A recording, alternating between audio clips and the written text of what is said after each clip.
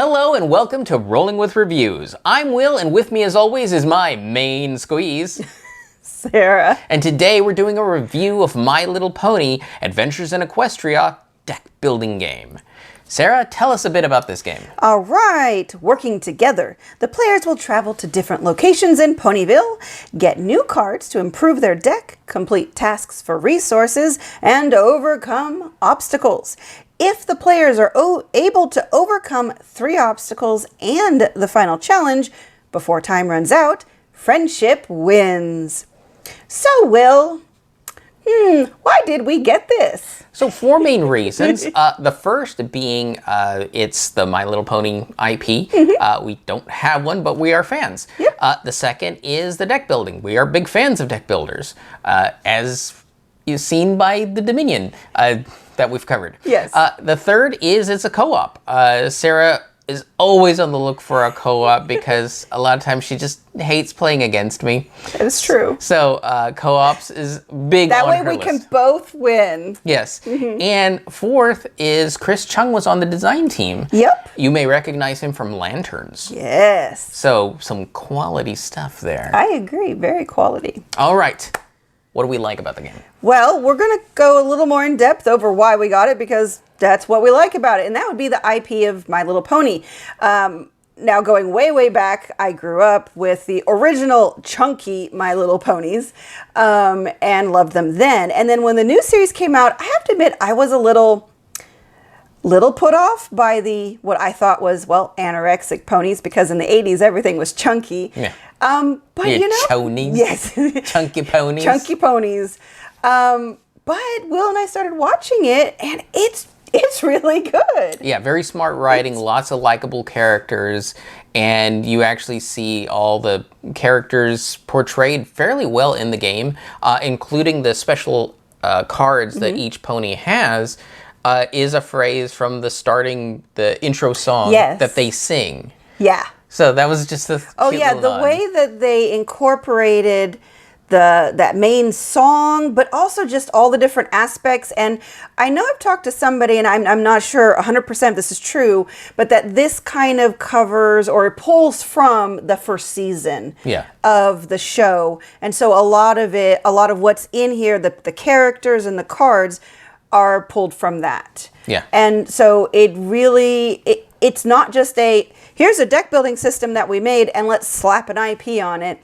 It really feels very integrated. It's also one of the first games that they have different colored cubes, but they're sugar cubes. Yeah. So it's more thematic than most games that have cubes as resources.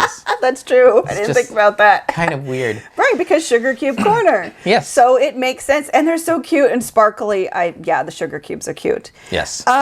So then the mechanics. As we said, we're both fans of deck building co-op. I think I like co-op a little more than Will, but we both enjoy. Yeah.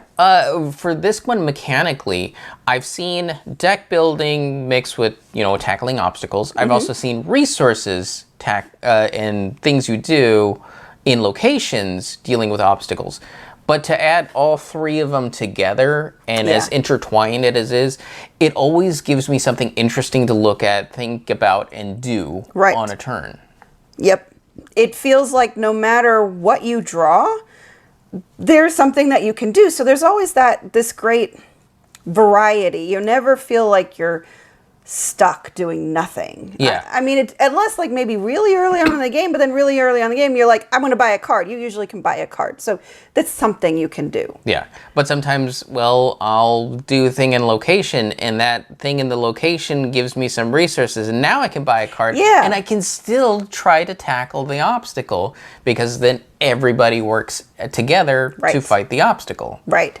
So yeah, you never feel like you're out on anything of like not participating, because that's the whole point of the show is you're working together. Yes. So I also appreciate that the co-op part of it is challenging but not impossible. We are to use the phrase from another IP, we are a bit on the Care Bear side of co-ops and games where we prefer to have a more positive outcome more often than not, but we still like the challenge. And the great thing here is all the setbacks don't actually stop you from playing the game. Because there's definitely been some co-ops we've tried where it pretty much feels like the game's telling you, you just stop playing the game. You're doing so terrible. You lost your arms in battle, and now you can't swing anything. And like, can I headbutt? Oh yes, and it's gonna be very poor for you.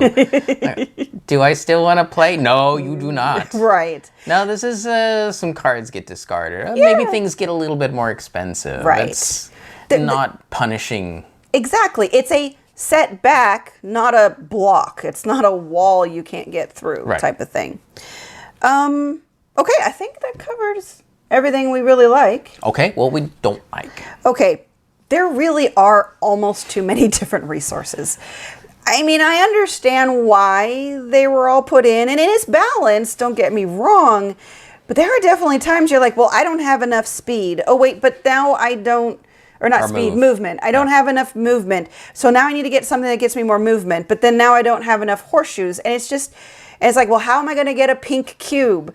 And it's just so there are times where it just feels a little much. Yeah, I think that's where the main challenge of the game is. It's not having the resources when you need it exactly. And that's where people actually lose. Yeah. You just can't do something because you don't have the resources and time ran out. Yeah, yeah. So if that frustrates you to no end, there may be a little cause for you to pull back and like, maybe think about this game. Right. And then lastly, the obstacles. When you're trying to overcome an obstacle, you know what like the base requirement's going to be, but you always draw a face down card that has a little chaos, and it could be any resource, even sugar cubes. And we've experienced games, unfortunately, where these cards with the sugar cube requirement came up really early and in a row, and it just you can't get enough sugar cubes that early in the game. So yeah, Sarah mentioned sugar cubes. There is actually kind of a hierarchy to the resources. Sugar cubes are the most rare because they're what are used to win the game. Then you have the other three, your horseshoes, your books, and your move. And those are usually what you do to buy cards and do things at locations. Right. And doing things in locations often give you cubes, and a few cards also give you cubes. But yeah, cubes are the rarest thing. So when something chaotic pops up and goes, hey, we want more of the rare stuff, and you're like, I barely had enough to even try this. Right. But you also can try again. Yes. So honestly, I'm okay with the chaos, but it does rub people the wrong way because it's almost like the game's mocking you. Yeah, especially if they, like I said, especially if they come out really early. Like we're 2 turns or what, not more than 2 turns, but we're at the first obstacle and we're like, okay, we have what we need, but typically you're going to try it when you have just what you need and you're like, okay, we have an extra horseshoe, we have extra movement, we have a book, but usually you don't have an extra sugar cube. Now, granted, you could keep trying to collect resources without attempting to overcome the challenge. But if you've got everything, you might as well try. There's no penalty for failing a try. Yeah, you're going to get a cloud on the card whether you succeed or fail. Well, no, if you succeed, you don't get a cloud. Right, then you don't get a cloud. You actually overcome the obstacle and you get a reward. Yes. So. Yeah. So I will have to be clear. These things that we don't like about the game are really minor quibbles, and things I bring up more to prepare people for. These are the things that you may get frustrated with. Yes. So, okay, let's move on to who this is for. Intermediate gamers. Yeah.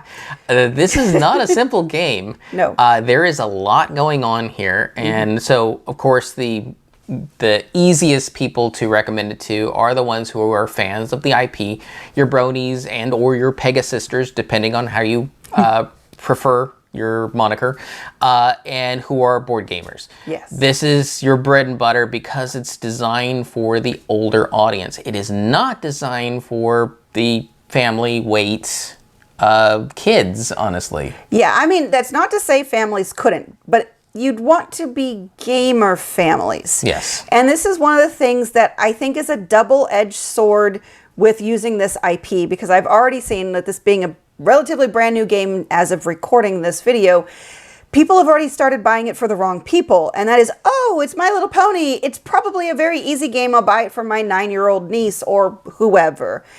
And then they can't understand it. So it's not to say kids under 14, because this is rated 14 and up.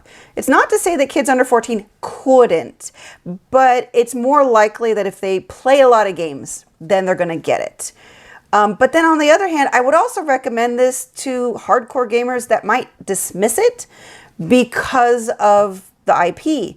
It's a really solid game. I mean, assuming you like deck building co-op. If you don't like deck building and cooperative play, this game is not going to change your opinion on that matter. Yeah, another problem with the IP is Renegade also put out a couple of other games, a G.I. Joe game and a Transformer game. Yeah. And people are looking at it like, well, I like this IP better. And when Sarah had a conversation with someone, I think they were playing the G.I. Joe version, you were, raving about the My Little Pony, and they're like, well, I would, but, I didn't care for the dice in G.I. Joe. Thinking that these are all interchangeable. Yeah. Or they're the exact same system, because other companies do that. Yeah, they'll just slap it's the same system, and it's just a new IP. No, all of these games do have a core. I mean, they're deck building co-op. Actually, they're not all co-ops. I am forgetting, and I meant to look this up before the video. I want to say was it the Transformer or G.I. Joe? One of them's competitive. Okay. And this one doesn't have any dice. And this one doesn't have any dice. So yes, they all have a similar core in what you're doing, which I think is the deck building part. Yes. But they've not only just tweaked it, they've really, it's like it's a skeleton, but each IP actually adds on and builds up a fully built out game that has meat and everything. I'm not making and it plays very differently. Yes, they play very differently. So if you didn't like one, it's not necessarily indicative that you won't like the others. Not necessarily. Right. But we can recommend My Little Pony. But yeah, we haven't played the other ones because unfortunately we're not that interested in those IPs. And I wouldn't mind Transformers. Okay. Well, maybe even G.I. Joe. Who knows? Who knows? This is the first one. It probably won't be the last one. Yeah. So, all right.